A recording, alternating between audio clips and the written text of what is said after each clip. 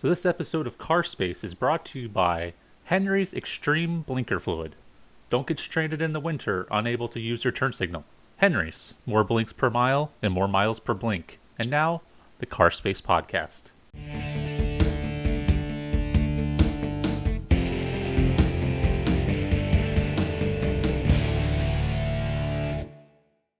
Hello and welcome back to Car Space. Sorry for the hiatus. As you can see, if you're watching on YouTube, you can see that moving in to kind of a new studio space in my basement.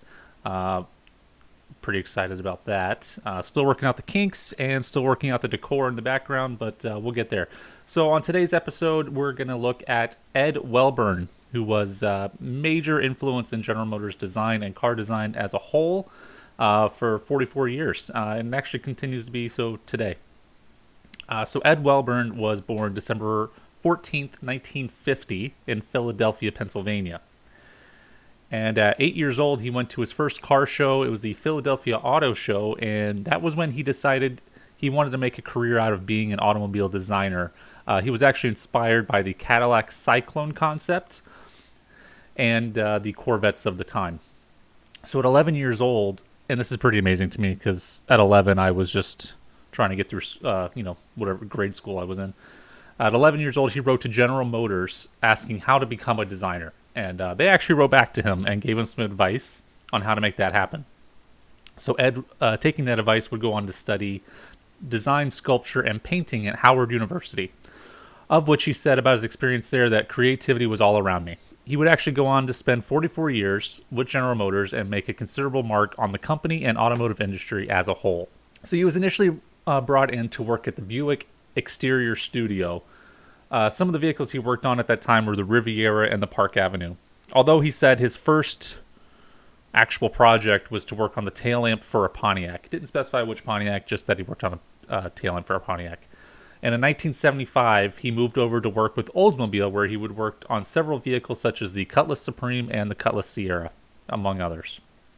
But more significantly, in his time there, he worked on the Oldsmobile Aerotech, which would, at the time, actually set the land speed record in 1987.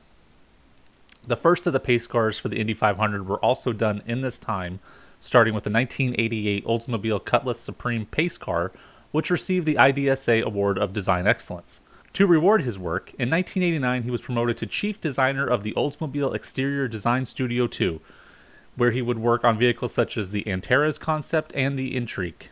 In 1996, he was made chief designer of Saturn, which actually included some overseas work in Germany, but that would actually prove to be only a 2-year assignment, as in 1998 he was appointed executive director of GM's Advanced Design. In this role, he would oversee vehicles like the Chevy SSR, the Chevy Bel Air concept, and the GM Autonomy and Highwire. If you remember the SSR, it was a very cool vehicle, probably built on the wrong chassis. It was built on like a Tahoe Silverado kind of mishmash, but I think it was a pretty cool looking car. The Chevy Bel Air was done in response to the Ford Thunderbird at the time, the retro kind of modern look that was coming about. It never made it to production, which is probably a good thing. I don't think it would have aged well. The Autonomy I don't remember much of. It sounds like a name of a self-driving car. And the Highwire, I feel like I remember the name of it, and I feel like it was something that you could move the steering wheel from passenger to driver, and one or the other could become the driver. But I'm sure it had something to do with wired. I know they were really getting throttles and stuff. Obviously, at that time, were becoming very automated, not cable driven. So I think that was kind of the start of it. And I think the steering actually became wired as well, or not wired, but so much as rather than a direct linkage to the steering box, you would turn the wheel and sensors would tell the wheels, an electric motor on the steering box to turn which way or another and how much input to give, which I think we're kind of seeing more and more of heading in that direction, especially as we go self-driving, unfortunately. In 2002, he was appointed Executive Director of Design of Body on Frame. So some of the vehicles that included here was the Hummer H3, which was the Hummer that was based on the Colorado chassis of the time with the inline 5, if you remember from back then. The Cadillac Escalade, the Silverado, the Tahoe, the Yukon, and the Sierra, all of which body on frame designs. You don't see too many body on frames anymore. There are obviously trucks. SUVs mostly have gone away from it. There's a couple hanging around, but not too many. So his time in that position would actually prove pretty brief, although he did help bring in the new generation of those vehicles I just mentioned. It was obviously impactful, as in 2003 he was promoted to Vice President of GM Design of North America, which made him just the sixth person to lead that in that position, starting with Harley Earl. We'll obviously do an episode on him. I'm researching it right now. And later they actually created the position of Vice President of Global Design just for him. His influence at this point reaches far and wide, as he had his hands on pretty much any new design done globally in the company. Now, the vehicle list is astronomical. So what I want to do here is kind of focus on the North American concepts that are probably the most prominent. So starting with the Buick Enclave. Buick Enclave is obviously an SUV that was based on the same chassis as the Chevrolet Traverse. It is still around today. Obviously, it looks a little bit different, but it kind of started with that. It kind of brought in a whole new generation of SUVs, as it was kind of the unibody version or sizing of the Tahoe Suburban, kind of in that range. The Pontiac Solstice SD290 concept, which was unveiled at SEMA, which looked a lot like a retro race car. It had one seat and no roof, and looked pretty spectacular, a lot like the original Solstice did. The Saturn Flexstream concept, which was a diesel plug-in hybrid that was a rebadged Opel concept that was built on the same platform as the Chevrolet Volt. If you remember back then, Saturn and Opel were kind of paired up with each other, and a lot of the new Saturns that were coming out were kind of rebadged Opels. The Hummer H3 open top concept was a almost convertible like H3. The H3 we just mentioned as the body on frame kind of Colorado-based SUV. Instead of having like a glass roof like a lot of the new SUVs do now, it had a cloth top that would kind of fold away, that would kind of slide backwards. You still had the solid rails on the sides, but then the cloth top would kind of move back. So the Chevrolet Volt concept, we kind of mentioned the Volt a second ago, and the Flexstream concept. The concept was decidedly better looking than what we actually ended up getting, but it was still a pretty pivotal vehicle for General Motors, as it initiated their move back into electric vehicles. The Chevrolet Beat, Groove, and Trax concepts, if you watched, and I don't remember, I'm sorry, which Transformers movie it is, but there was like triplets on the Autobots team, and they were the Beat, Groove, and Trax. So these were unveiled in the 2007, one of the 2007 shows, to gauge the interest in the public to this size of vehicle. Obviously, as Americans, if you're an American or North American, we prefer our vehicles bigger rather than smaller. So they were trying to gauge the interest on that size of vehicle, whether or not we would buy them or not. So the Hummer HX was a two-door concept SUV, which actually would look really good alongside like the Ford Bronco kind of vehicle now. It actually looks a lot like if you took the current Hummer EV truck and kind of squished it down to a two-door. It actually looks fairly similar to that. It was a pretty cool concept SUV, I think. I wish they had come out with it. The Holden Coupe 60 concept, which I know is not North American, but if you look at that concept, you can see where the Pontiac G8 came from, and the Chevy SS later, where they came from a common Holden car.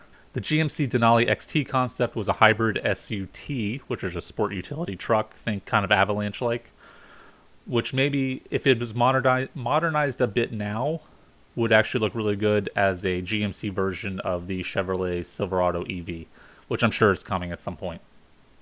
The Cadillac Provoke fuel cell concept was a concept that used a hydrogen fuel cell. Obviously, we never got the hydrogen fuel cell, but the Provoke looked almost bang on to what the Cadillac SRX looks like. So I assume it was more design language that translated into the SRX. The Cadillac CTS Coupe concept ended up winning the Eyes on Design winner at the Detroit Auto Show. Great looking car, not around anymore. I assume that's probably got more to do with the lack of purchasing of coupes. Obviously, more people prefer SUVs or four doors. The Chevrolet Corvette Stingray concept, we're not talking about the C8, we're talking about before the C7, so between C6 and C7 generations. If you look at the concept, it's a really good looking concept, but you can see a lot of the design language that translated over to the C7. So the Chevrolet Orlando concept, I hem and hawed on whether or not to even include this. The concept looked pretty cool. Kind of underwhelmed as a production vehicle. That's not really out of the ordinary for concepts moving to production. Obviously, the concept gets to be a little bit more wild, and the production has to be tamed down, unfortunately, and that's not really on him for that. But yeah, that was kind of my opinion on the Orlando.